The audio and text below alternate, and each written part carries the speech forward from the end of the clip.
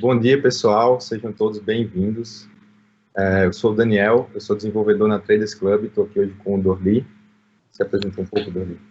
Opa, gente, sou o Dorli, eu trabalho como Community Management na Rocket City e eu vou Isso. falar um pouquinho mais com detalhes durante essa live. Show de bola. E hoje a gente está aqui para bater um papo sobre migrar para o setor de tecnologia, para a área de tecnologia. Quais são os desafios, quais são as oportunidades, como se dá esse processo, né? Acho que tem muita coisa legal para a gente falar aqui hoje. E eu acho que um lugar bacana para a gente começar é o porquê, né? Por que migrar para a tecnologia ou por que iniciar uma carreira na área de tecnologia, né? Quais são essas oportunidades?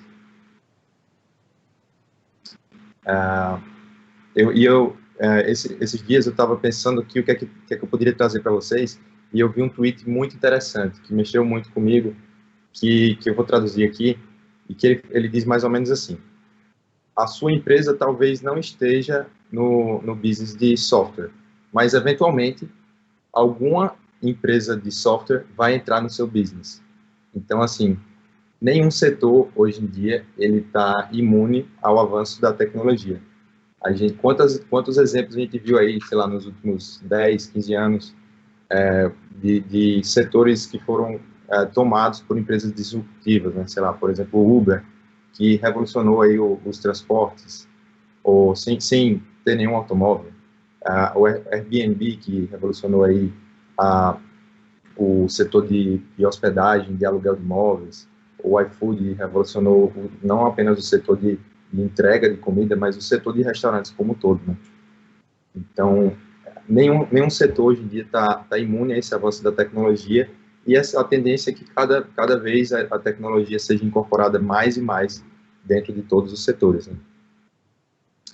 E, diante disso, a gente consegue ver hoje que a demanda por esse tipo de profissional que atua na tecnologia é altíssima, e a oferta de profissionais qualificados que o sistema tradicional de educação consegue formar por ano não está atendendo. Então, tem um déficit absurdo de profissionais, tem muita oportunidade no mercado.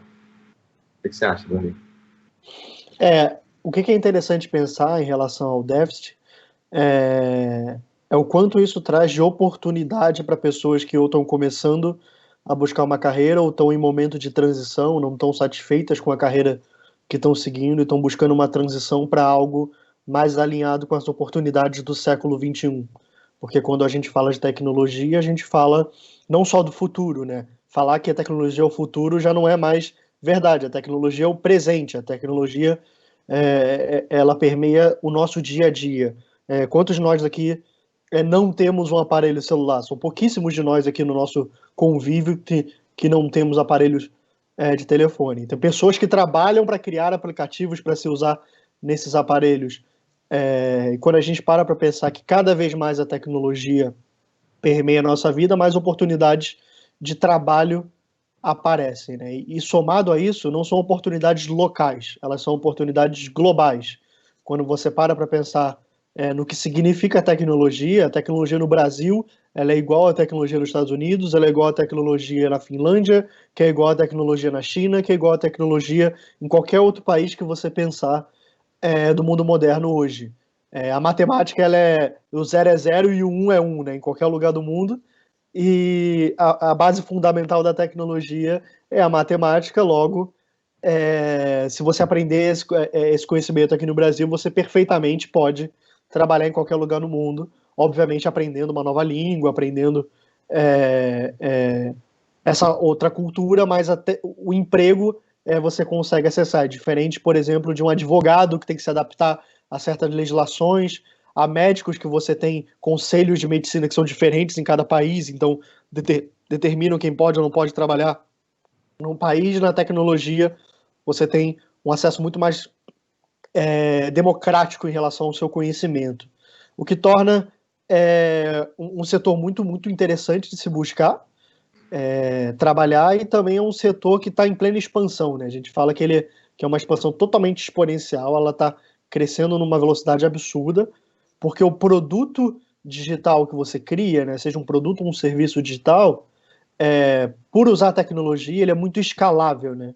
Quando a gente fala escalável, a gente quer dizer que é um conceito de negócios, de um produto que ele cresce a venda dele, o faturamento dele, numa velocidade muito maior do que necessariamente o custo de produção dele. Então, para fazer um aplicativo, você consegue vender aquela solução, aquele produto ou serviço, ganhando muito mais dinheiro do que necessariamente o custo para produzir ele, né? Então, essa escalabilidade, como a gente diz no mundo dos negócios, determina que a tecnologia seja algo muito valioso, né?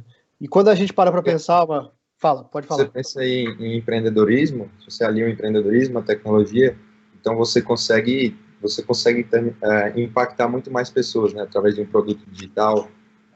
Você consegue, se você tem essa vontade, por exemplo, de fazer um impacto social, alguma coisa que você consiga transformar vidas de pessoas, através do empreendedorismo aliado à tecnologia, você consegue alcançar isso também. Isso é perfeito, isso é incrível.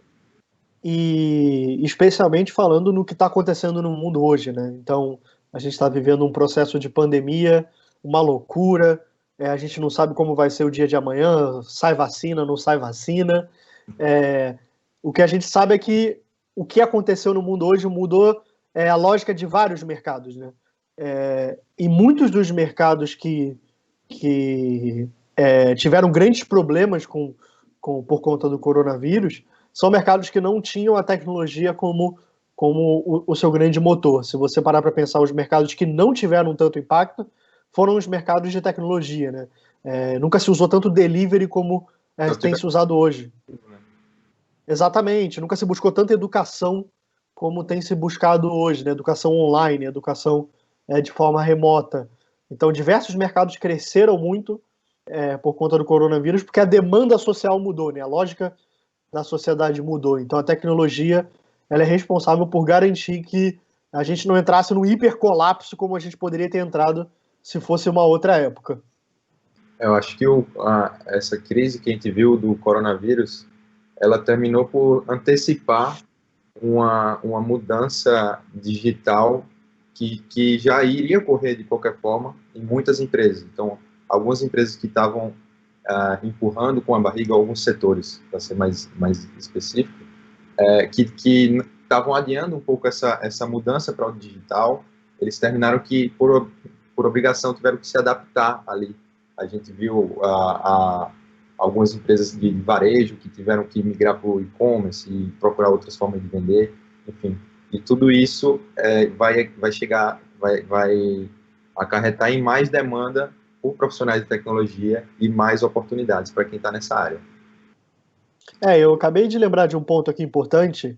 A gente vai até falar mais para frente, assim, no nosso planejamento aqui, sobre o que significa trabalhar na tecnologia, né? Porque para uma pessoa que ainda não conhece o assunto, ela pode achar que é só você ser um desenvolvedor, né? Um programador ou uma programadora. Não é só você criar códigos e criar aplicativos, né? Dentro do setor de tecnologia, você tem as pessoas que trabalham no marketing digital de uma empresa, você tem as pessoas que trabalham no que a gente chama de Customer Success, que são as pessoas que ajudam os clientes a utilizar aquele produto ou serviço. Tem, de fato, as pessoas que programam, tem quem faz o design. Por exemplo, quando a gente abre um aplicativo, quem fez toda aquela estrutura, escolheu as cores, escolheu aonde cada botão vai, tem um profissional que faz aquilo, tem um profissional que analisa os dados por trás do uso da plataforma, então tem aquela pessoa que pega um monte de número e tenta entender o que está acontecendo. Tem gente que olha só para a segurança, para saber, por exemplo, quem é que garante que você está colocando o seu cartão de crédito no aplicativo e aquele cartão de crédito vai ficar seguro? Como é que eu, aqui na minha casa, confio de que aquele aplicativo não vai pegar o meu dado do cartão de crédito e não cuidar dele com carinho e ele acabar parando na mão de alguém do outro lado do mundo? Então, existem vários profissionais dentro da tecnologia, né? E para todos esses profissionais as demandas estão crescendo, para todos. O Daniel aqui, ele tem um exemplo dele, que ele foi estudar como desenvolvedor. Eu até queria ouvir, Daniel, a gente falou um pouco do porquê é legal olhar para a tecnologia, por que vale migrar, e para todas essas áreas, não só para dev, né? Mas eu queria ouvir de você também do seu porquê, né? Por que você decidiu entrar na tecnologia, por que você escolheu dev, ser desenvolvedor como porta de entrada nesse setor e como é que foi um pouquinho da sua jornada, porque é legal ouvir, assim, quem fez isso, né? Bom, a gente está aqui falando do setor, mas a sua história é a história legal de ouvir de quem foi lá e botou a cara para fazer e pode inspirar outras pessoas a também seguir nesse caminho. Legal, legal, vamos lá. Eu vou falar um pouco do meu background, né? Eu sou formado em engenharia civil pela UFRN, e durante o meu curso de engenharia civil eu tive a oportunidade de fazer um intercâmbio na Universidade do Illinois, em Urbana-Champaign, através do programa Ciência Sem Fronteiras, e nesse tempo que eu passei nos Estados Unidos, passei um ano lá, eu comecei a desenvolver uma paixão eu comprei uma câmera, uma GoPro, e eu comecei a desenvolver uma paixão por fazer vídeos. Então eu fazia vídeos mostrando um pouco dessa minha experiência nos Estados Unidos, algumas viagens que eu fiz, etc. E quando eu voltei para o Brasil, eu ainda tinha metade do meu curso de engenharia, sendo que eu e um colega meu, nós continuamos fazendo vídeos, e isso começou a chamar a atenção de algumas pessoas. E rapidamente a gente transformou isso, que era um hobby, isso começou a virar um negócio. E ainda na faculdade eu abri a minha empresa, The Brotherhood, a minha antiga empresa, que é uma produtora de vídeo. Porque eu sempre tive eu sempre tive esse meu lado empreendedor, sempre tive vontade de construir, de fazer alguma coisa, ao invés de simplesmente trabalhar para alguém em troca do meu salário. E eu comecei a empreender com uma empresa, The Brotherhood, uma produtora de vídeo, que foi uma experiência super bacana. Eu conseguia exercer minha criatividade, a minha independência e minhas habilidades de empreendedor também. Quando eu me formei, eu cheguei a trabalhar na engenharia civil um pouco, mas eu não me encontrei na engenharia civil, pedi demissão, e foi quando eu fiquei full-time, efetivamente, na minha empresa, na The Brotherhood, e foi quando a gente fez uma sociedade com outros sócios, que montou o escritório, montou processos melhor delimitados, funções melhor delimitadas, montamos uma equipe, e eu fiquei na minha empresa full-time por 2 anos.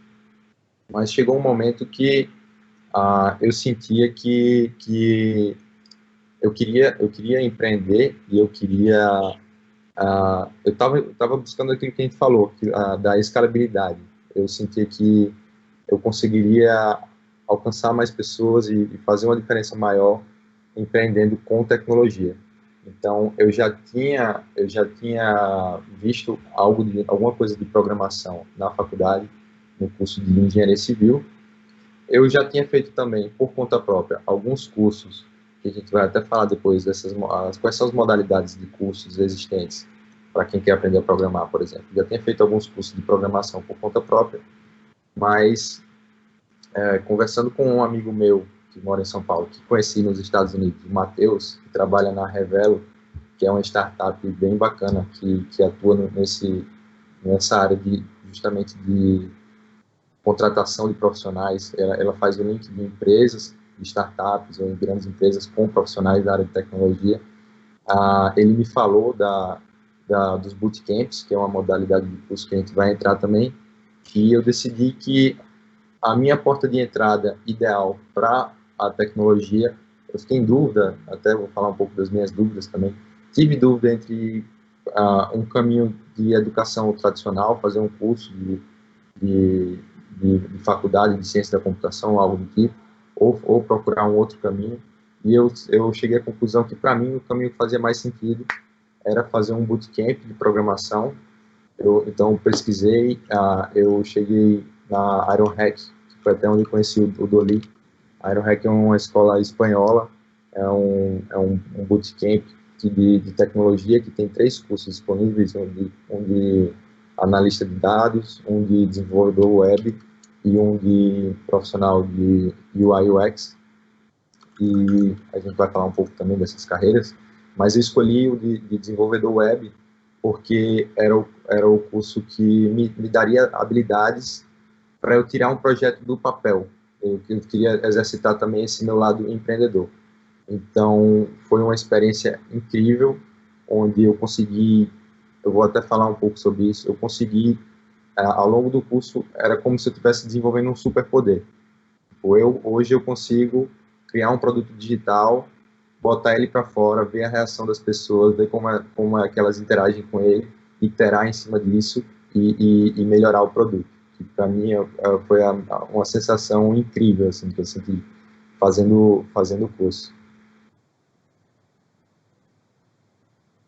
Cara, muito legal quando você fala esse último ponto que você falou é muito legal em relação à possibilidade de experimentar um produto ou um serviço com o público e aí a partir dele entender se de fato as pessoas estão gostando do que você criou e aí ir melhorando a partir disso.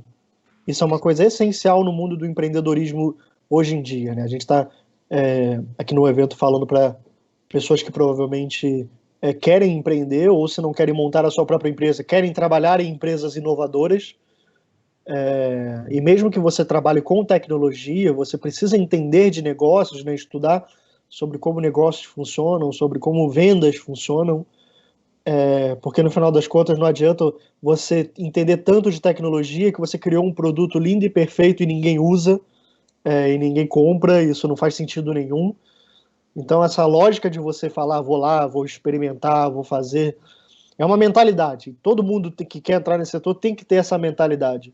E o bom da tecnologia é que você pode fazer uma coisa pequena, uma coisa rápida, e aí testar essa coisa pequena, rápida, né? E aí depois ir adicionando outras coisas. Tem gente que fica com a ideia na cabeça e fica, eu vou fazendo, eu vou criando, um dia vai ficar pronto.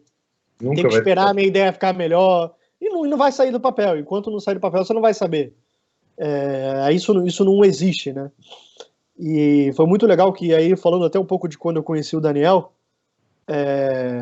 eu conheci o Daniel na época que eu trabalhava na InnoHack como Growth Manager, que é um cargo de marketing. Eu não tinha um acompanhamento dos alunos dia a dia, né? Você tinha pessoas que se dedicavam mais a acompanhar os alunos, mas eu gostava de conhecer os alunos, eu sempre fui uma pessoa mais de relacionamento. Minha graduação em relações públicas, então,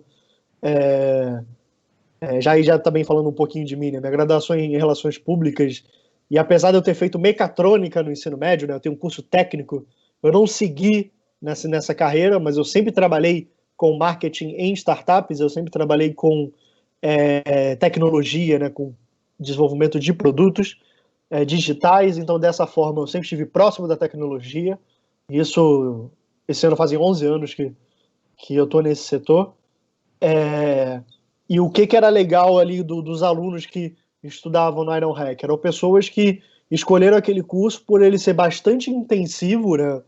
Você estuda de 9 da manhã até as 6 da tarde, de fato você precisa ter ali uma dedicação full time, né? Uma dedicação de tempo integral ao curso, então quem está lá de fato parou o trabalho, virou para a família e falou, olha só fala comigo daqui a 9 semanas, que eu vou estar focado nisso.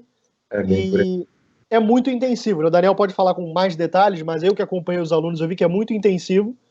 E você, pelo fato de estar nesse processo de imersão, né, no estudo, você acelera o seu aprendizado. Então, a gente viu bastante pessoas nesse modelo de educação, que a gente chama de bootcamp, que é um modelo de educação curta, intensiva e focada em habilidades para o mercado de trabalho. A gente vê que esse modelo é um modelo que acelera muito o aprendizado para pessoas que não necessariamente têm experiência prévia. Então, são pessoas que não fizeram uma graduação em alguma área como informática, ou sistemas de informação, ou engenharia de software. Não, a gente tem casos de estudantes que vieram da psicologia, tem um ex-professor de yoga, tem uma aluna que fez enfermagem, tem pessoas que vieram de contabilidade, de vários setores diferentes e decidiram começar a programar, né? Então, quando você para pensar e fala, cara, como é que eu decido, então, que é para mim? Eu não sei se eu vou fazer um investimento desse tão grande como um investimento de parar 9 semanas da minha vida em tempo integral para fazer. Às vezes eu tenho um trabalho, não posso largar meu trabalho porque eu dependo do dinheiro. Então, quais são as outras alternativas que eu posso ter para fazer? Como é que eu sei que é o momento de eu me esforçar mais no estudo ou dar uma freada e estudar devagar? Eu acho que, Daniel, é legal você falar dos seus questionamentos, assim. Isso, eu vou falar até.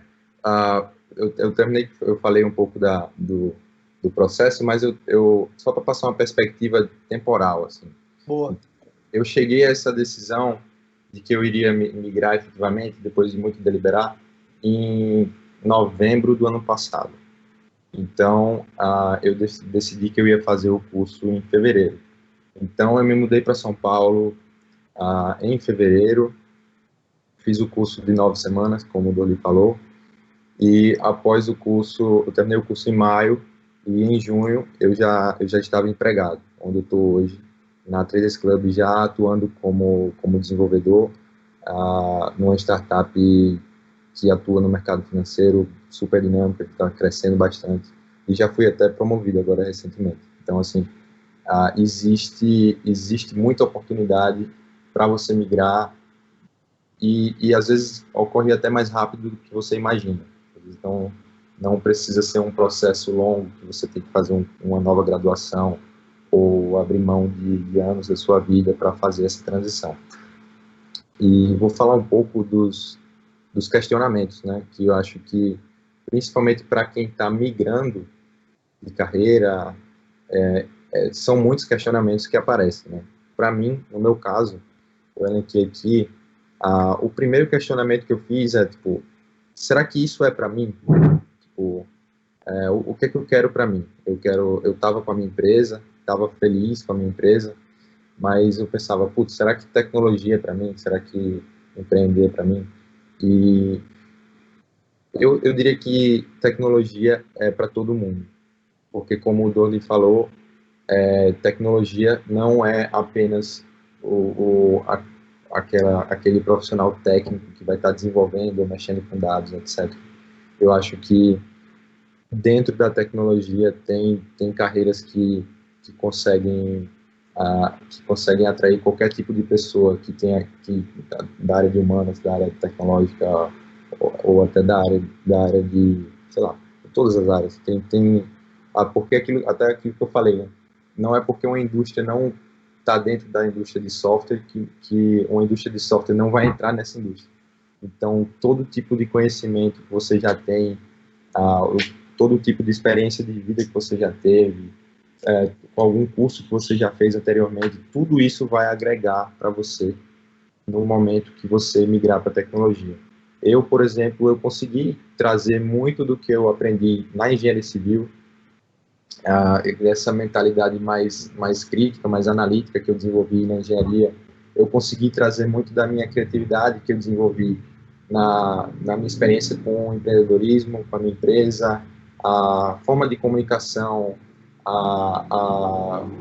o poder de negociação, enfim, todas as habilidades que você traz ao longo da sua caminhada, você consegue utilizar essas habilidades na tecnologia. Outra dúvida que eu tinha bastante era será que ainda dá tempo para mudar? Porque hoje eu tenho 27 anos e eu fiz essa migração com 27 anos. E eu ficava pensando, putz, se eu tivesse lá nos meus 18, 17 anos, sei lá, e fosse escolher um curso de graduação, hoje com certeza eu teria escolhido ciência da computação, ou engenharia de software, alguma coisa parecida. E eu cheguei a cogitar fazer uma nova graduação. Inclusive, eu fiz o concurso de vagas remanescentes da UFRN. Eu fui até aprovado para cursar o bacharelado em tecnologia, que é o curso que antecede o curso de ciência da computação. E eu desisti, não desisti, eu vi que para mim, na fase de vida que eu estou e com as experiências que eu já tenho, seria muito mais vantajoso buscar um caminho alternativo. Eu não acho que parar o que eu estava fazendo no momento para cursar uma graduação inteira iria agregar para mim tanto quanto o caminho que eu escolhi. Que esse caminho é muito pessoal e ele vai depender de inúmeros fatores. Eu acho que o Doli tem inúmeros exemplos aí para falar de escolhas de alunos que fizeram, como eles fizeram essa migração. Mas, para mim, esse foi o caminho que eu escolhi. E, sobre a pergunta se ainda dá tempo, dá tempo. Dá, assim, Eu acho que o Dori vai ter inúmeros exemplos aí para falar de pessoas que fizeram e fazem essa migração em todo tipo de idade. Eu acho que aquela ideia que a gente tinha dos nossos pais, ou dos nossos avós, de que a carreira ela é única e imutável, eu comecei fazendo aquilo ali e eu vou me aposentar fazendo aquilo ali, eu acho que esse modelo ele está completamente defasado. O que a gente vê hoje é um modelo de educação continuada. Você nunca vai parar de aprender, você nunca vai parar de desenvolver, e eu vejo o trabalho como uma coisa que me completa, e não como algo que eu vou fazer até me aposentar e para eu poder curtir minha vida. Então, assim, eu acho que eu acho que é isso. E, Dori, o que você tem a dizer sobre essa pergunta? Ainda dá tempo? Cara, eu gosto muito de refletir sobre essa pergunta porque eu já vi muitos cenários diferentes, assim. Então, obviamente, a resposta final sempre vem da autoanálise, né? A pessoa que vai tomar a decisão, ela que tem que analisar a situação econômica dela, a situação social, a situação mental. As pessoas esquecem de pensar que, às vezes, o quanto o mental influencia, né? Você precisa estar bem para poder tomar uma decisão dessas, ainda mais se for uma decisão de transição, né? De mudar de uma área diferente para outra área. Porque muitas coisas acontecem numa mudança. Quando você está no início de uma carreira, é um pouco mais fácil comparado à transição, mas não é 100% fácil, né? Não adianta falar que é fácil também, que nada é fácil nessa vida. Mas a transição, ela tem um grande complicador que é o fato de você já ter construído uma carreira em outro lugar, e quando você vai fazer uma mudança, provavelmente vai ter uma alteração de salário no primeiro momento, talvez você ganhe menos, talvez você volte para cargos menores, né, comparado ao que você já tinha antes. Então quer dizer que você vai ter responsabilidades diferentes, um controle diferente do seu trabalho. Tudo isso influencia na sua escolha. Então, digamos, se você vai fazer a transição e você vai começar, provavelmente você vai ganhar menos, você precisa se preparar economicamente para isso, né? Para ser uma mudança confortável para você. Porque a pior coisa é você fazer uma transição e de repente ter que voltar e fazer uma retransição, sabe? Esse é o pior cenário para você, porque você vai achar que, não, então tecnologia não é para mim. Quando essa não é a verdade, não é o fato. O fato é que às vezes não ter tido uma preparação econômica ali, uma reserva, coisa do tipo, não te ajudou. Então, eu já vi, na minha experiência pessoal, trabalhando em escolas de programação, né? Hoje eu estou na Rocket City, que é uma escola online de programação, então tem alunos do Brasil inteiro, tem alunos de fora do Brasil, né? A gente tem a honra de ter alunos de Angola, a gente tem alunos do Canadá, brasileiros que moram lá, né? Que a gente ainda não tem cursos em outras línguas, mas a gente vê alunos, principalmente do Brasil inteiro, estudando de forma online, tanto em conteúdos gratuitos que a gente oferece, quanto no formato bootcamp, que é mais intensivo para quem quer se preparar para o mercado. E uma coisa que a gente sempre fala para os alunos e sempre recomenda é que eles consumam primeiro esses conteúdos gratuitos antes de necessariamente tomar a decisão de fazer um curso mais caro, um curso com investimento mais alto. Justamente por você primeiro entender se você vai gostar daquele setor, se você vai ter afinidade com a programação especificamente, ou com o marketing digital, ou com o que a gente chama de UX, né, que é o User Experience, quem trabalha com a diagramação de telas e com a experiência do usuário, ou se você vai querer trabalhar com análise de dados. Hoje na internet, gente, tem muito conteúdo gratuito sobre isso, tem muito conteúdo. Você vai no YouTube, o YouTube é uma grande universidade livre de acesso a conhecimento. Então, lá você pode experimentar. E para quem ainda tem uma certa dificuldade com o inglês, porque a programação é majoritariamente em inglês, por mais que você tenha dificuldade, hoje tem muito conteúdo em português. Você tem muitos professores que se dedicam a fazer aulas no YouTube. Então, gente, olha lá, você vai chegar curso HTML e CSS.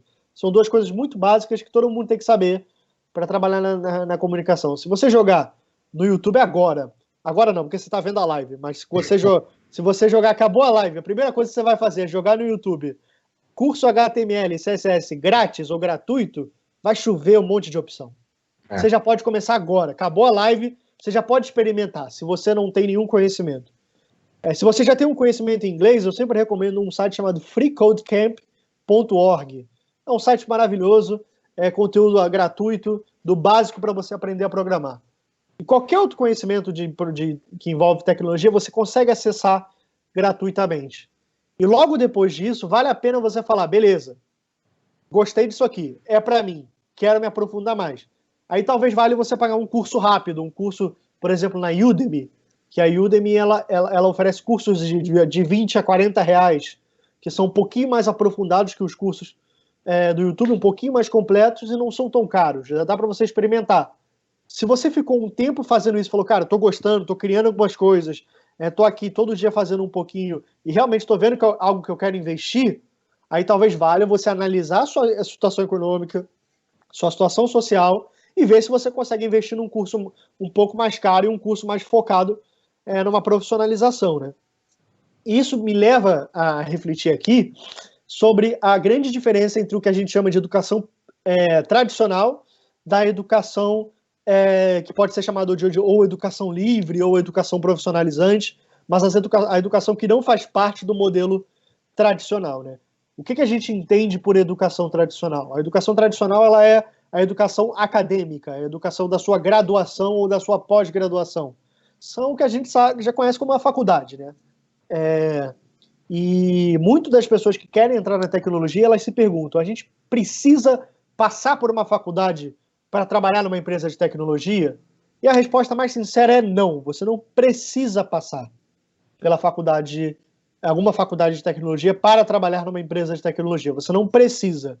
Não significa que você não tem que fazer faculdade, porque, obviamente, a faculdade ela te dá conhecimentos muito legais, ela te oferece uma quantidade de repertório interessante, uma rede de conexões interessante, mas, por exemplo, se você quiser aprender a programar para poder entrar no mercado de trabalho, e você viu que você pode, que você quer fazer, o bootcamp é uma solução. O bootcamp realmente é uma solução rápida, comparado à graduação, para você fazer essa transição ou entrar nesse mercado.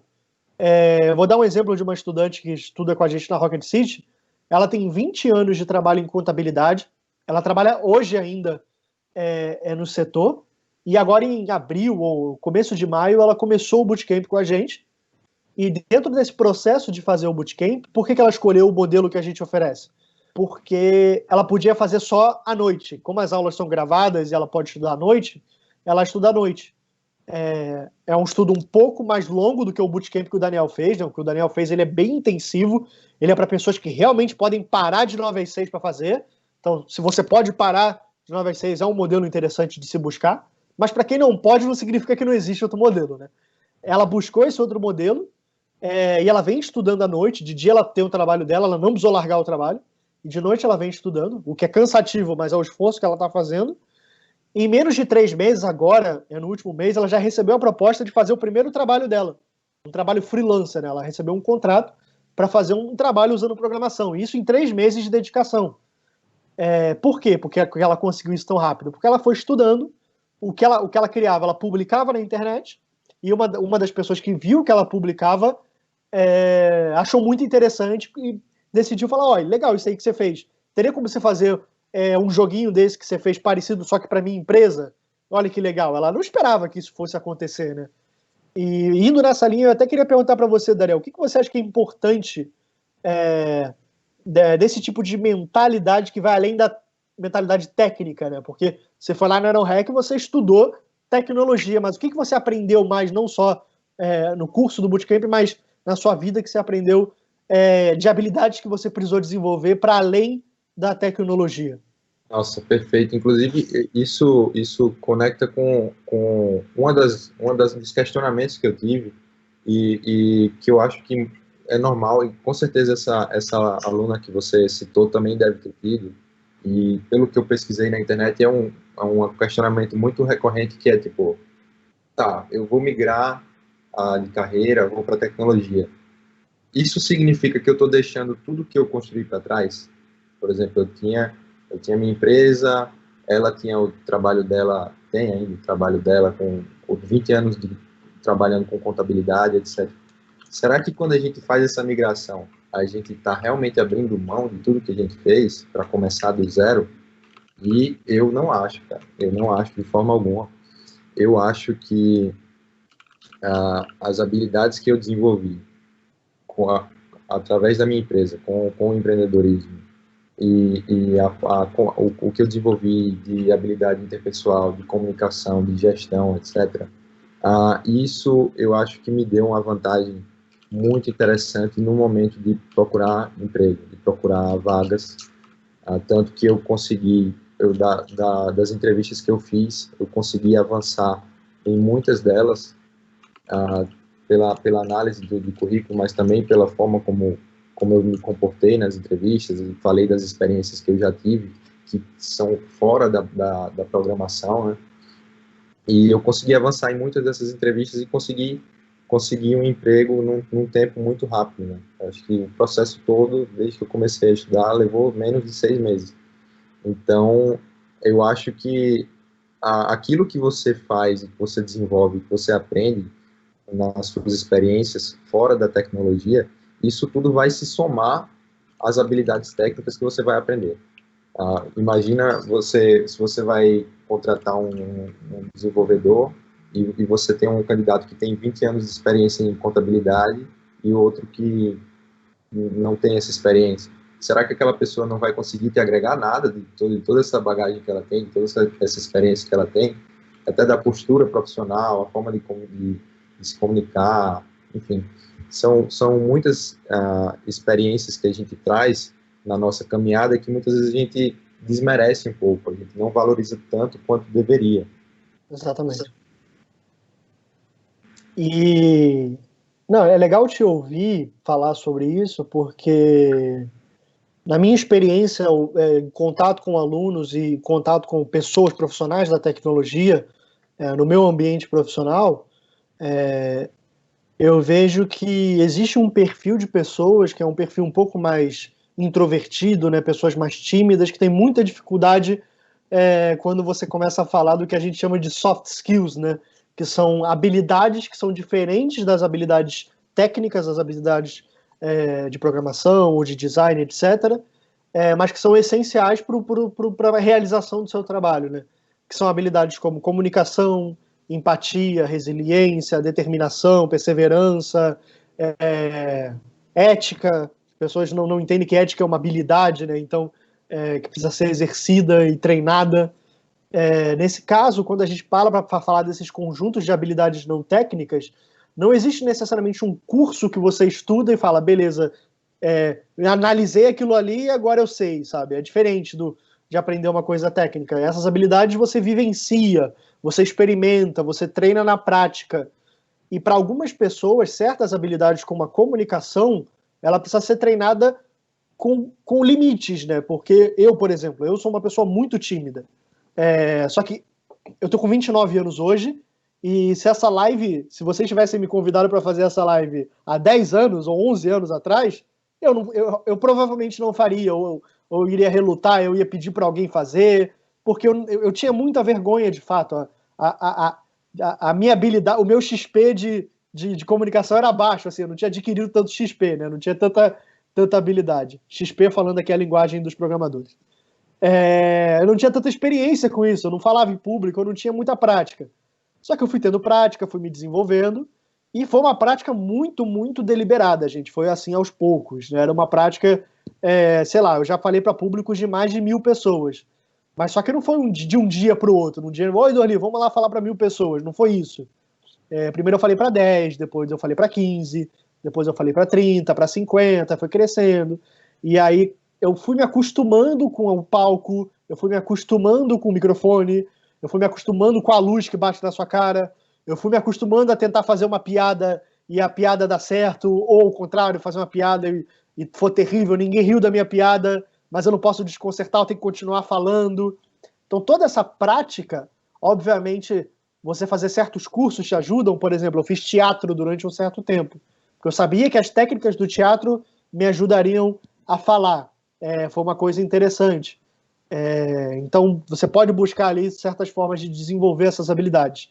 Mas se você tem dificuldade de se comunicar, se você é uma pessoa mais tímida e acha que, poxa, Eu achei que era só chegar lá, sentar, programar e ir embora. Achei que era lá, sentar, fazer o design e ir embora.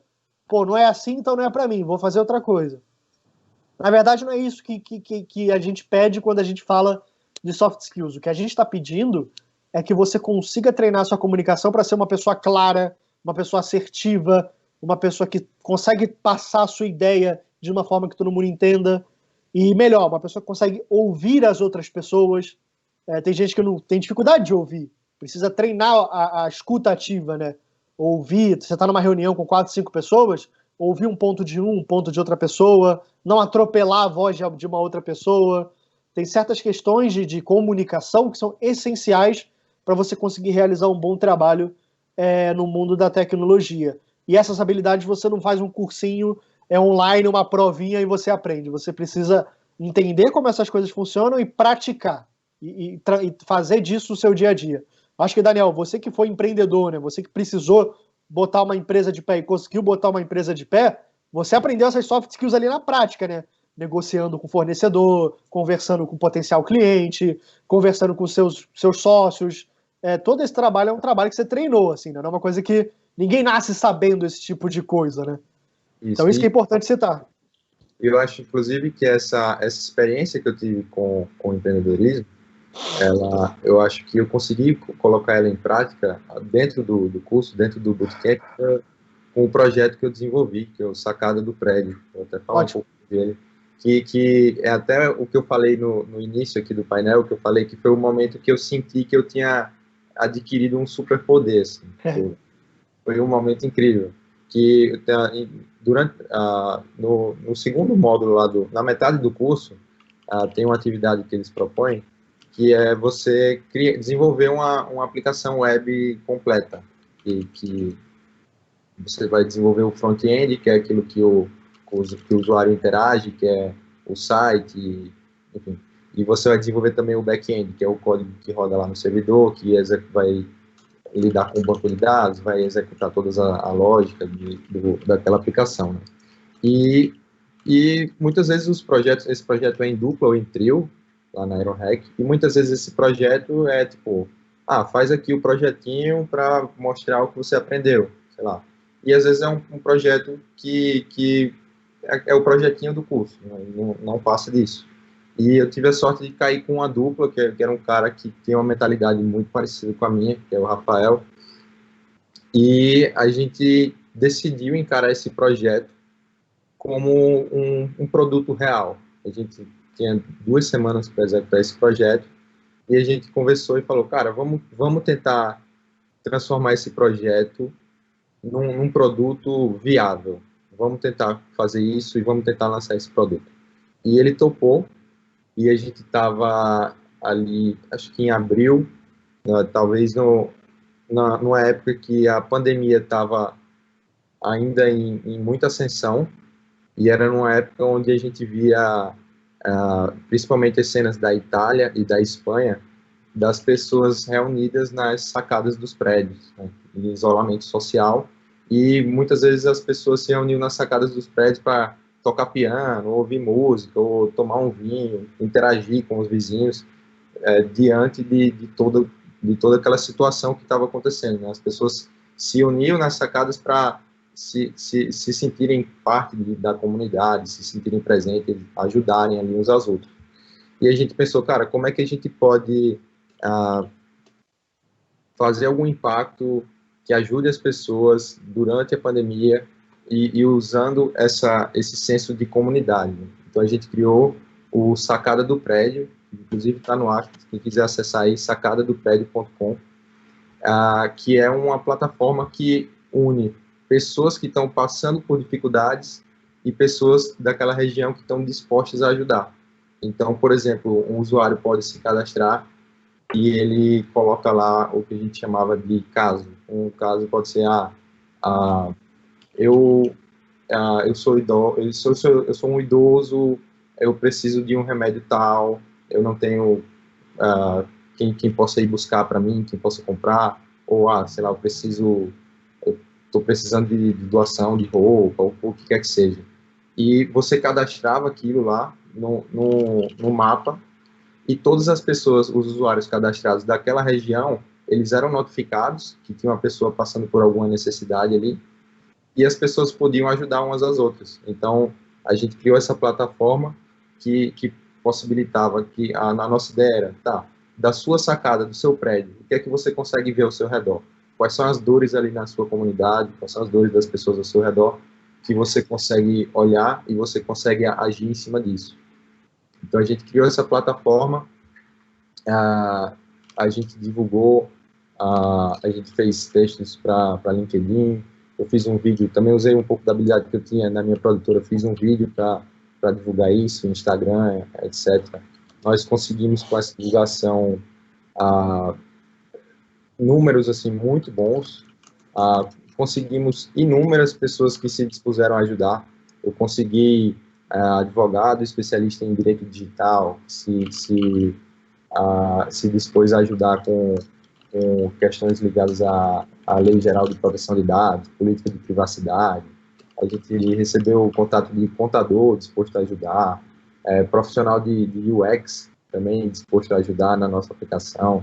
Enfim, foi uma experiência incrível, onde a gente teve a chance de lançar, a gente chegou a lançar esse produto, né? A gente chegou a comprar lá o domínio, montar o servidor, jogar isso para o mundo. A gente viu as pessoas usando, viu o feedback, a gente recebeu muito feedback de tipo, cara, isso aqui não faz sentido. Por que eu ia usar isso aqui se eu posso ir lá no meu Instagram e postar um story? Sei lá. E isso às vezes te dói, te machuca um pouco. Você fala, putz, eu criei isso aqui com tanto carinho, com tanto empenho, e o cara, isso não é interessante pro cara? Como assim? Mas é aí que tá a magia, assim. Você, aquilo que a gente falou, o produto ele nunca está pronto, né? Você empreender um pouco disso, sendo que quando você vai para o digital, essa iteração ela é muito mais rápida. Você sabe imediatamente se o seu produto está funcionando ou não. E você tem que agir em cima disso, tem que ir interagindo. Então, assim, foi uma experiência incrível e que né, para desenvolver esse projeto, eu e a minha dupla, a gente usou habilidades que a gente desenvolveu fora do Bootcamp, além das habilidades técnicas que a gente desenvolveu no Bootcamp também. Gabo, você falou uma coisa aqui que eu me lembrou uma estatística muito interessante em relação ao empreendedorismo, sobre o que faz um produto ou um serviço não dar certo no fim do dia. E a primeira é ele não ter mercado, ou seja, não ter o número suficiente de pessoas utilizando para fazer a conta fechar, né, para bancar a produção daquele produto. Esse é o primeiro motivo de um produto ou um serviço não dar certo. O segundo é acabar o dinheiro, ou seja, a empresa não tem mais dinheiro para investir na produção, para pagar o salário das pessoas, para pagar a hospedagem do site, não tem, mas acabou o dinheiro. Então esse é o segundo motivo. E o terceiro é briga entre sócios. Os sócios se dissolveram, dissolveu a sociedade, acabou a empresa. E se você reparar, é quase que o efeito em cascata, né? Você não ter mercado vai fazer que você não tenha dinheiro, que vai fazer os sócios brigarem, que vai acabar. É quase que um leva o outro, assim. E o que é interessante nessas estatísticas? Que nenhum dos três significa que o seu produto não está funcionando ou o seu produto não é tecnologicamente bom. Você criar um produto ou um serviço que de fato é bom não significa só que ele funciona e ponto, né? Fazer algo que funciona é muito fácil, mas fazer algo que as pessoas queiram, que é o desafio, né? Você criar algum produto ou serviço que de fato as pessoas utilizem é a grande virada de chave. E só tem um jeito de saber se as pessoas vão utilizar alguma coisa. Você criando essa coisa e virando para ela e falar, ó, toma aqui, ó, utiliza. Porque se você virar para a pessoa e perguntar e falar, cara, você quer um carro que voa? Ah, óbvio que eu quero um carro que voa. Aí você fala, não, toma aqui a chave do carro e vai voar. A pessoa fala, não quero voar, tenho medo, isso e aquilo, será que não bate? Aí começam a vir os questionamentos. Quando você dá para a pessoa utilizar qualquer coisa que você criou, aí vem os questionamentos. Se você só perguntar, se está só na sua cabeça, né, só uma ideia, por exemplo, se o sacada do prédio que você criou fosse só uma ideia e você perguntasse para todo mundo ia falar, não, é uma ideia ótima, é uma ideia maravilhosa, faz essa ideia. Só que essas mesmas pessoas, na hora de utilizar, elas vão achar um monte de objeção Porque aí existe uma coisa que a gente chama de barreira de engajamento, que essa barreira é o que faz as pessoas se engajarem ou não. Porque em qualquer produto, né, se a pessoa vai utilizar o seu produto ou serviço, significa que ela está deixando de fazer qualquer outra coisa. Eu sempre falo, quem é que compete com o seu produto ou serviço? É sempre o Netflix, é sempre o Spotify, é sempre o Instagram, principalmente, e, sei lá, a cama da pessoa, que ela quer dormir. O seu competidor raramente é uma outra pessoa que faz algo igual a você. O seu competidor é sempre algo mais confortável do que o que você está pedindo para ela fazer. Isso é que é muito difícil de empreender. Essa é a grande dificuldade. Mas quando você cria, faz que nem que você fez, quando você cria um produto ou serviço, oferece para as pessoas, recebe o feedback, quanto mais cedo você tem esse feedback, melhor para você desenvolver algo que de fato vai fazer sentido para as pessoas. Por exemplo, você deu um grande exemplo do Airbnb. Cara, o Airbnb é uma grande empresa. Está em 190 países do mundo hoje. Sofreu pra caramba por causa da pandemia? Infelizmente sofreu, porque todo o setor de hotelaria sofreu. Mas a empresa está se mantendo, ainda está se sustentando da forma que consegue, se reinventando. Mas voltando lá para o início do Airbnb, quando eles começaram, o que os dois sócios faziam? Eles criaram um site, mas eles iam de porta em porta nos prédios de São Francisco, da onde eles criaram a plataforma, eles iam de porta em porta das pessoas, apresentar a plataforma e perguntar para elas se elas tinham algum cômodo vago e se elas alugariam um cômodo vago dela na plataforma. Elas não simplesmente perguntavam se a pessoa tinha um cômodo. Ela falava, você tem um cômodo vago? Tenho. Você alugaria? Alugaria. Então toma aqui a plataforma para alugar. Aí na hora ela já colhia o feedback. A pessoa falava, mas sei lá, será que não vai entrar um estranho na minha casa, isso e aquilo?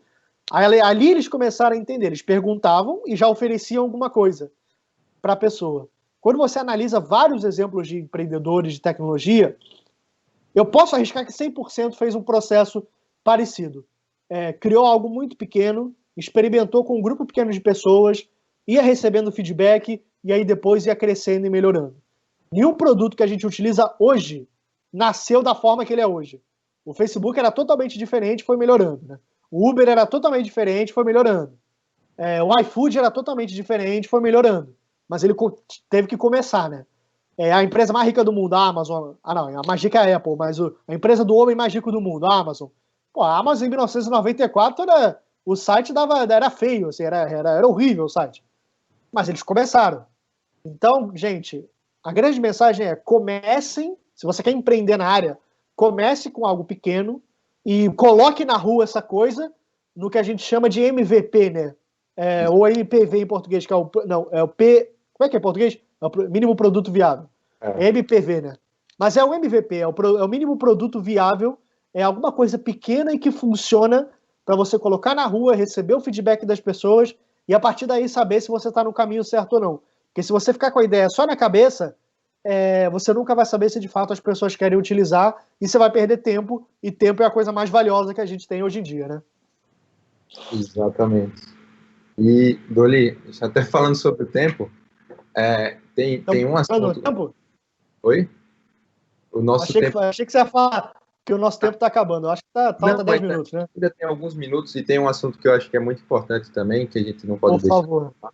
Que é de como construir a sua marca pessoal, como trabalhar a sua marca pessoal. Maravilha. No momento de transição e a importância de você do LinkedIn nesse processo, no GitHub, se você é desenvolvedor.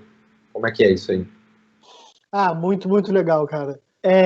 Hoje a gente vive num mundo hiperconectado, isso não é novidade para ninguém, né? Você vê hoje pessoas expondo a sua própria vida em rede social, Facebook, Instagram, Twitter, o mais recente TikTok agora, né? A vida das pessoas, na verdade, o recorte que as pessoas fazem da vida delas está na internet. E profissionalmente, gente, não é diferente. Profissionalmente, você também precisa mostrar para as pessoas o que você está fazendo de uma forma que não seja só uma forma propaganda, né? Você sair só fazendo propaganda de você, mas de uma forma mais inteligente de expor o que você está aprendendo, o que você está estudando e o que você está trabalhando. Você tem redes sociais hoje que são específicas para profissionais. O LinkedIn é um grande exemplo de uma rede geral, né? de pessoas profissionais, né, onde você consegue colocar ali o seu currículo online, consegue colocar o seu portfólio, né? Desculpa te interromper, a gente já está com 55 minutos. Vamos ver se... 55, no limite, vamos nessa. Não, mas legal, o importante disso, né, o LinkedIn ele é uma rede social que você coloca o seu portfólio, o seu currículo, e também, como eu falei, uma rede social, né, as pessoas interagem lá, e você tem, por exemplo, o GitHub, que é para quem é desenvolvedor, que ele compartilha os códigos que criaram em repositórios, onde as pessoas podem colaborar nesse repositório, então é muito legal. Por exemplo, tem o Behance, que é para designers que conseguem compartilhar. Então tem várias plataformas onde você pode compartilhar o seu conhecimento, mas independente da plataforma, você precisa ter uma mentalidade de construir uma marca pessoal, né, a sua marca. E quando eu falo marca pessoal, é o que eu falo que é qual é o seu aperto de mão digital. É aquilo que as pessoas vão olhar para você e vão te reconhecer na primeira vez. Né? Qual é a primeira impressão que você deixa? E a primeira impressão ideal dentro do mercado de trabalho e tecnologia é de você ser uma pessoa solícita, prestativa, uma pessoa que consegue ajudar outras pessoas. Ou seja, os conteúdos que você criar, sendo conteúdos que ensinem o que você está aprendendo para uma outra pessoa, que mostrem novidades do mercado, que mostrem algumas análises que você faça, ou seja, conteúdos que você produza nessas redes sociais e mostre o quanto você está estudando, onde você está trabalhando, o que você está desenvolvendo, etc. Isso faz com que as pessoas te reconheçam como uma pessoa que colabora com a comunidade, uma pessoa que colabora com as outras pessoas. Isso chama a atenção de empregadores, isso chama a atenção de sócios de empresas que podem te contratar para trabalhar num novo empreendimento, ou já empresas consolidadas que vão te chamar para ganhar algum cargo de mais destaque, se você for uma pessoa já que tem uma habilidade mais desenvolvida, ou se você é júnior, está começando, você vai chamar a atenção, vai se destacar por esse tipo de coisa, ou fazer que nem o Daniel fez, criar um projeto. Não importa se você falar, eu não tenho muita habilidade técnica ainda, não estou muito preparado, etc. O Daniel foi lá, ele fez um curso, meteu a cara e botou o site no ar. Eu acessei, achei o site incrível, ajudei a divulgar na época.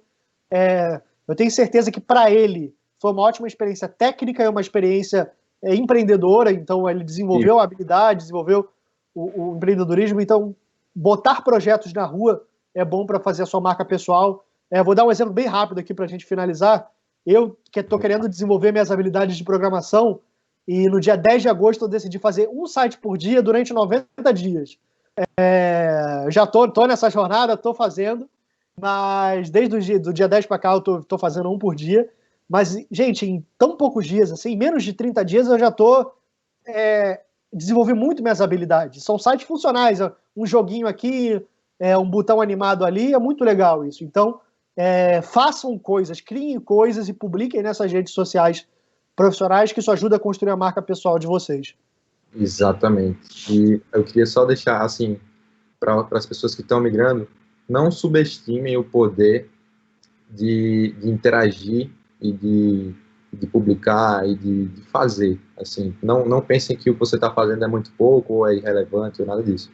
Quanto mais vocês fizerem, mais vocês interagirem, não subestimem o poder disso e construam a sua marca pessoal nas suas redes sociais, no seu LinkedIn e trabalhem também em projetos pessoais, que é muito importante para momentos de entrevista.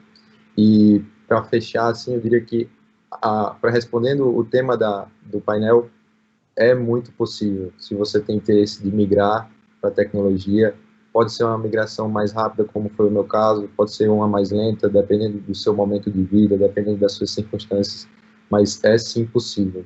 E, pessoal, qualquer dúvida, pode entrar em contato comigo pelo LinkedIn ou por e-mail. Doni, temos 1 minuto. Feche aí com suas palavras. Valeu, pessoal. Na verdade, eu quero agradecer também, agradecer o Daniel, que me fez o primeiro convite, né, a participar aqui, agradecer Sebrae pelo evento, todo mundo que colocou esse evento de pé.